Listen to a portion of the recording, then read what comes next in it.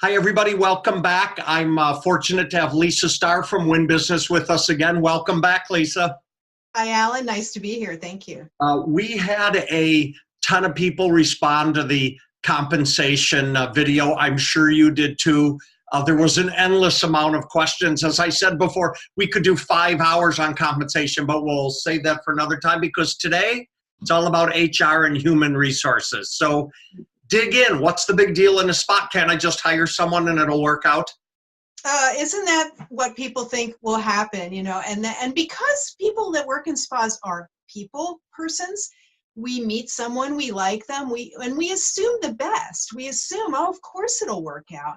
And I'm interested in this topic because as a consultant, I'm often called in to sort of repair situations. And an owner will say to me, well, my people don't sell, or my people don't retain their clients, or my people don't think about work 24/7. And I say, well, did you tell them that that was part of their job? Is it in their written job description? Was it part of the interview process? Did you, build the job around those needs? And they sort of say, no. So I think it's important to know that you get what you make plans to have. And if you want to have a staff that is engaged in your work, in your brand, in selling, then you need to create that path for them from the beginning. The mistake that happens is owners are passionate about the business. That's why we're in it. And we think everyone thinks like we do. So Okay. If that were true, it would work out, but that isn't what happens. Exactly. All right, 2 quick things. Number one, I clearly remember my dad had retail stores. I remember him hiring people and saying, hey, can you take the trash out? And they go, I don't remember that being on my job description to take the trash out. And number two, no one should be embarrassed about this subject. Like none of us went to school for HR, so how would you expect to know how to treat that in your facility? Of course, and there's a reason that HR is an industry in itself, and big companies have people that run HR because it's a different field. We are not good in spa at following those guidelines. So I like to at least start with, okay, what's the structure look like? Who's in charge? Is that you? What is your job? Let's write it down. What do you do? What don't you do? Who does the other things? Do you have a second in command, a manager, a front desk supervisor, whatever? And then what do you need your technical staff to do?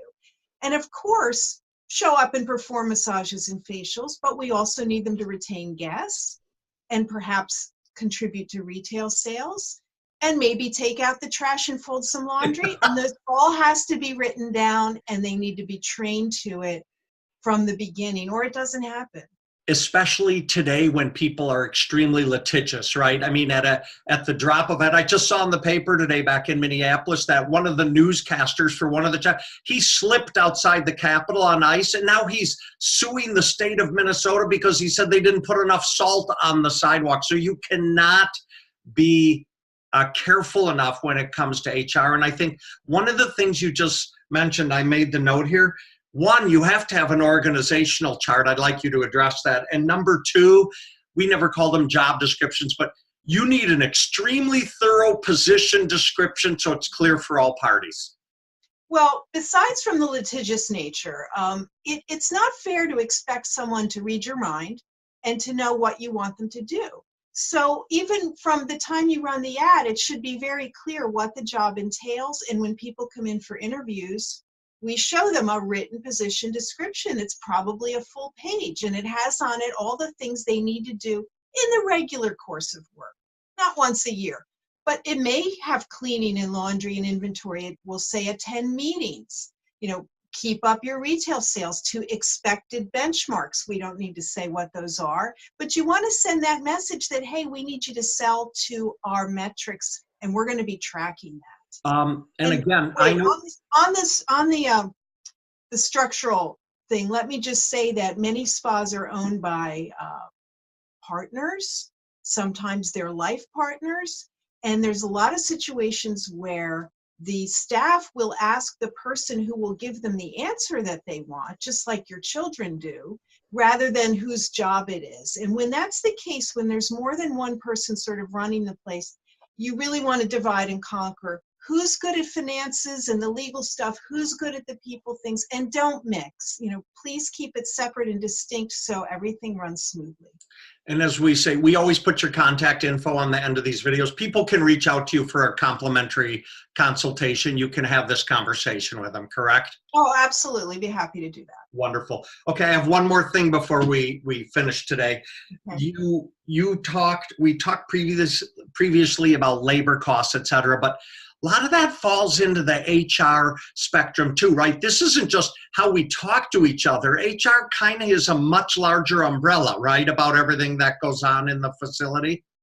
Well, much more than just the money. I mean, are you helping your people to be at their best? Are you giving them the tools that they need, the training, the equipment, the setting, the support, so that they can excel in their position? Because that's what we want. Right. We want our technicians in particular to be able to excel and attract and retain guests, or we're pouring good money after bad. And but we can't just give them a room and say, here, there's your room, go ahead, good luck. They need a little bit more structure than that. That's a whole other conversation on rentals and 1099s. Like in California, 1099 went out the window. They're not going to allow that anymore. But we're going to cover that in another seminar. I wanted to end with one last thing.